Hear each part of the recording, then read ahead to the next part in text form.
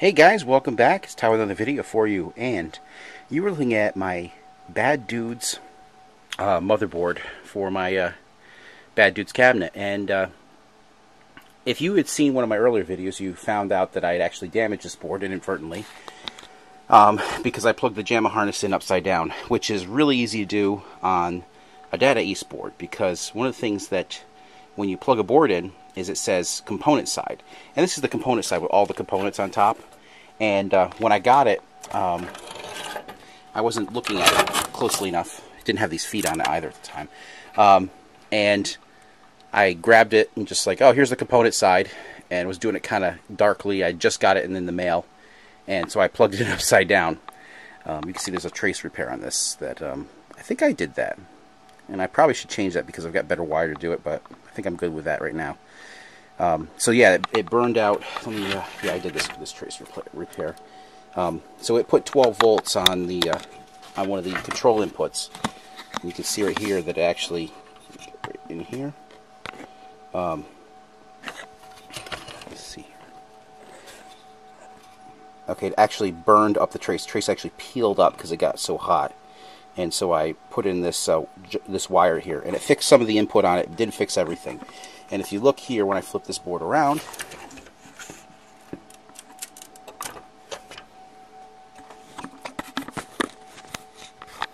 right there, this is a oh, what are they called?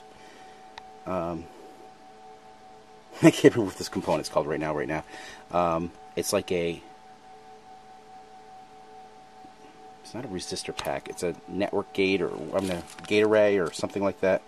But anyways, these are actually custom components here that are only on, as far as I know, Data East boards. So I was able to order from Europe actually two other ones that are similar, but not, I mean, from a similar board, but not exactly. Well, actually, it's from a Bad Dudes, I believe. But the component number is slightly different on it. This one is a 8447. And it says RCDM I1. I don't know which one's the, I think it's the 84417. I'm going to spin this around, guys.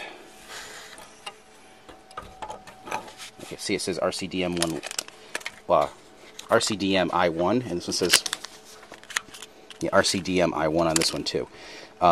This 8824, I believe, is someone had told me they think it's the manufacturer date on it.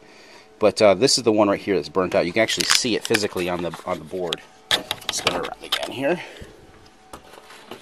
And I've actually shown it in the video, my previous video, but I'm going to get in here so I can show you guys. I'm going to have to turn the camera sideways to get close enough. Okay, so right there, you can see that burn mark, and I've actually highlighted it with an arrow. So this is the player 2 controls. The button, one of or two of the buttons is not working properly. So once I replace this, it should work properly as long as the part is the right part. So I'm going to desolder this part out, put the new one in, and see how it works afterwards. The other ones seem to look okay, so I'm not going to mess with them right now. I'm just going to place the one that's got the burn mark right there, which is right. I traced the the line from the button that doesn't work, and it goes right back to this component. So hopefully this will fix it. It might have burned something else out here. I'm not sure, but hopefully not. I don't think it did. So, well, we'll see once we fix this. Okay, guys, I've got the part out. It was a little difficult to get out because the solder on either end was on there pretty good. One of the things about these boards is that there's very little solder actually on the solder joints, and so it's really hard to desolder the actual joints. But this is just something I'm showing you right now. I've got a light behind the board, and I don't know if you guys can see it very well, but I don't think you can. But you can see that first hole is not completely clear where the other ones are, and the last hole is a little bit plugged up. So I need to kind of get those cleared out a little bit more, just enough so I can fit the new part back into the slot. So I wanted to show you that. I'm going to take it down here. And so now we can see. I've lost where I was. Okay, here we go. You can see I've desoldered the actual socket there. You can see that one looks it's a little bit plugged up looking, and I still need to put the tracer pair back on when I'm done. As you can see, that trace is completely burnt out right there. There's nothing left of the trace there. Okay.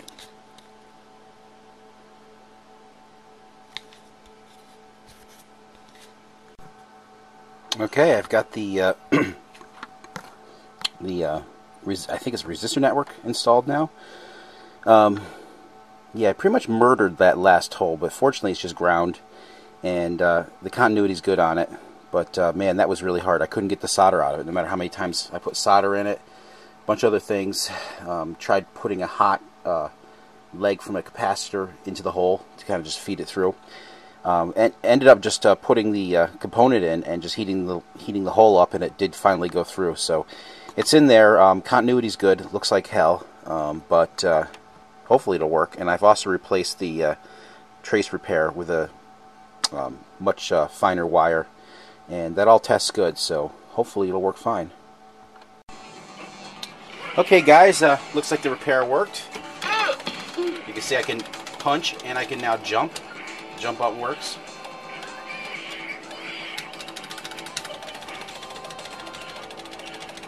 Jump. Punch.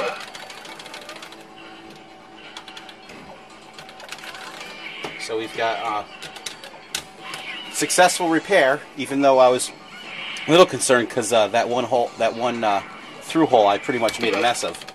But it all turned out okay. So yeah. So if anybody else has a bad news, they plugged in backwards and they need one of those parts, I have a spare. Send me a message. Other than that, it's all fixed, which is great. Great news. And also, don't plug your chassis in your harness in upside down. One of the things I'm going to show you here. I just got this sitting here right now just to make it easier to test it. Inserted this into the JAMMA edge connector, and I know I should have put them in there. I didn't put them in. You see that little key in there? This will allow it so you can't plug it in backwards, because when you look at this board upside down, it looks like it's component side on both sides. So it's easy. I mean, I could see myself doing it again in the future, so I made sure I put one of those keys in there. Yeah, so and they're really cheap. You can get them from different places. This one is from JAMMA boards, and it's a little cheap little thing you stick in there. If you buy one from Bob Roberts, it's a much thicker one, it's a better one, but you have to pull the actual, I believe you have to pull the pins out of the connector as well to get it in. This one you can just leave the pins in and put it in. So it's enough to stop you from plugging it in. So yeah, thanks guys for watching, and I'll have some more videos for you.